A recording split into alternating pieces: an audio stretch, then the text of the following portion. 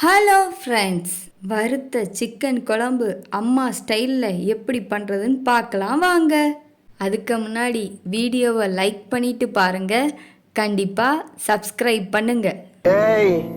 என்னை வச்சு ஒன்றும் காமெடி பண்ணலை. அதுக்கு தேவையான பொருட்கள்: வெங்காயம், தக்காளி, ஜிஞ்சர் கார்லிக் பேஸ்ட், மல்லி இலை, கருவேப்பிலை, மிளகாய். இனி இதை ஸ்லைஸாக கட் பண்ணி எடுத்துக்கலாம்.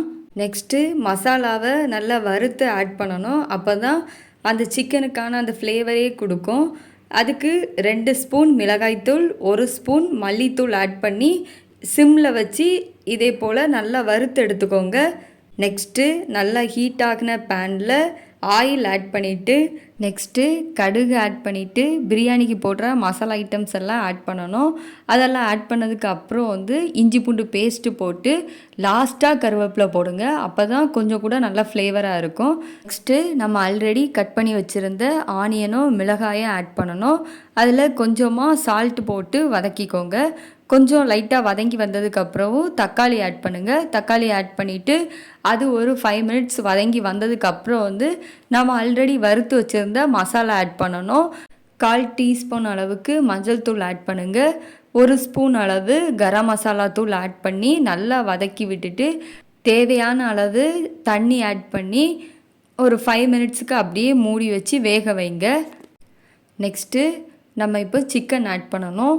சிக்கன் நான் 1/2 kg போன்லெஸ் சிக்கன் எடுத்திருக்கேன். நீங்கள் எது எடுத்தாலும் ஓகே தான்.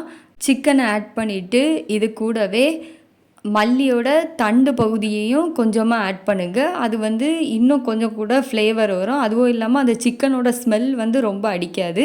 அதனால் நம்ம அந்த மல்லியோட தண்டை ஆட் பண்ணுறோம். அதை ஆட் பண்ணிவிட்டு ஒரு 15 மினிட்ஸுக்கு நல்லா கொதிக்க வச்சு எடுத்திங்கன்னா இதே மாதிரி சூப்பராக சிக்கன் ரெடி ஆயிரும். இதில் லாஸ்ட்டாக நம்ம மல்லி இலையும் போட்டு இறக்கணுன்னா வறுத்த சிக்கன் குழம்பு அம்மா ஸ்டைலில் ரெடி ஆயிரும். இது நீங்கள் சுட சுட சாதம், தோசை, இட்லி எல்லாத்துக்குமே ஒரு சூப்பர் காம்பினேஷனாக இருக்கும். ட்ரை பண்ணுங்கள். ஒரு வாட்டி ட்ரை பண்ணிட்டீங்கன்னா அகெயின் இதே மெத்தடை தான் யூஸ் பண்ணி நீங்கள் சிக்கன் குழம்பு வைப்பீங்க. உங்களுக்கு புதினா இலை கிடைச்சாலும் லாஸ்ட்டாக மல்லி இலை போடுற டைமில் அதையும் சேர்த்து போட்டு இறக்குனிங்கன்னா கொஞ்சம் கூட ஃப்ளேவர் நல்லாயிருக்கும். மசாலா வறுத்து ஆட் பண்ணியிருக்கிறதுனால இதோட டேஸ்ட்டு ரொம்ப நல்லா இருக்கும். இதோட ஃப்ளேவரும் கொஞ்சம் டிஃப்ரெண்ட்டாக இருக்கும். ட்ரை பண்ணி பாருங்கள். எப்படி வந்துச்சுன்னு கண்டிப்பாக கமெண்டில் சொல்லுங்கள். என்ன சப்ஸ்கிரைப் பண்ணிட்டீங்க தானே? Okay, ton. தேங்க்யூ ஃபார் வாட்சிங்.